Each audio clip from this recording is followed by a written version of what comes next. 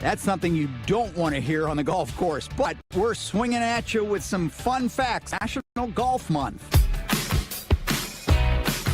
Still to come, it's National Golf Month. Historian Raffi, he's here to break down some fun facts about the sport.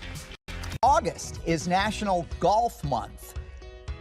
So why am I sitting here? If it's So be sure to get in your rounds of golf while the weather is still warm and the days are still long. Now, you may have the latest golf gear, but do you know how it all began? Well, here to share more is celebrity historian Raffi Andonian. So how did golf begin? Well, you know, it was in Scotland, right? Yes, it was in Scotland, as is popularly known. Funny thing is, you know, hitting a ball with a stick goes all over the place. Like you have Rome, China, Netherlands.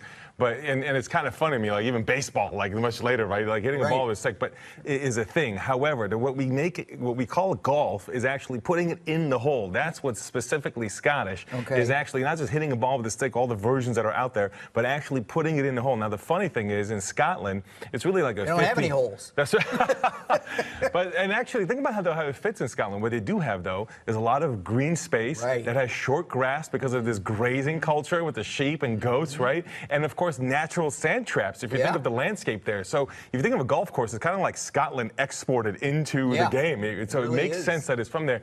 Believe it or not, they had a ban on golf at some point in order for more useful trades or games like archery that would help the military. Golf was seen maybe at some point as useless or even not profitable. So Scotland, the sort of today that takes so much pride on it, at first had kind of a troubled relationship with it. But on you know where the term links comes from? No, links I don't golf? Actually, no. The piece of land that linked the mainland to the ocean is where they built their golf courses, and they called them links. I love that. That makes a lot of sense. All right. Now, you know, what's funny about the balls that we talk about, you're talking about where golf comes from. Initially, some of these balls were actually round wood. Right. And then eventually, inside you would have cowhide surrounded by goose feathers, which helps it kind of fly better when it's wet, especially. And then after that, you have sopadilla, like gum that goes in there, and it makes it bouncier. Right. And then eventually you get rubber in there, actually out of Ohio. You know, of course, there's a lot of rubber industry there. And the rubber, along with eventually getting the grooves here, the holes here, dimples, that's the word I'm looking for, helps it, of course, carry much further, which expands golf courses even more, believe it or not. So it gives us kind of an idea. I mean, you think about even in baseball, you have the laces that make it go further, right? And that's why you don't want it to rotate when you're trying to make it move around. So these really help it move around. Now, here in America, part of what makes it popular is not just Scottish immigration, but the establishment of golf clubs, for example, in New York City with St. Andrews, of course. Here in St. Louis, we had the last time you have Olympic golf on American soil in 1904. Yep. And golf didn't come back to Olympics until 2016. That was overall. at Glen Echo, which is still here. That was at Glen Echo, which is still here, exactly, which is really cool. So St. Louis has kind of had its mark on it too. But one thing I'd really point to that popularized it in the United States is presidents playing golf. So this guy right here, William McKinley, was the first president to play golf. Almost every president since then has played golf,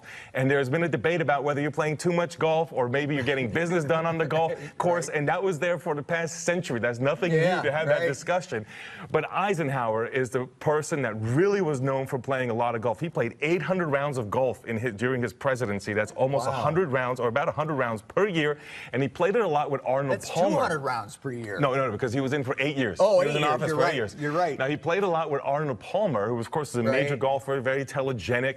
You have the Arnold Palmer drink, a pop culture icon. And the way those two stories connect is not just them playing together, but Eisenhower thought that Palmer could be a role model American in the height of the Cold War. You think about the period we're in with the Eisenhower period and shortly thereafter, and that he could show American values to the rest of the country. So he really kind of helped elevate him, too. Now, I worked at Gettysburg, at the battlefield. Believe it or not, Eisenhower's private home was at Gettysburg, and it was only about 90 miles from Washington, D.C., and he had both a putting green, both at the White House and at his private home in Gettysburg, where he lived, or he kind of went back and forth. And he often had foreign heads of states and celebrities on those putting greens.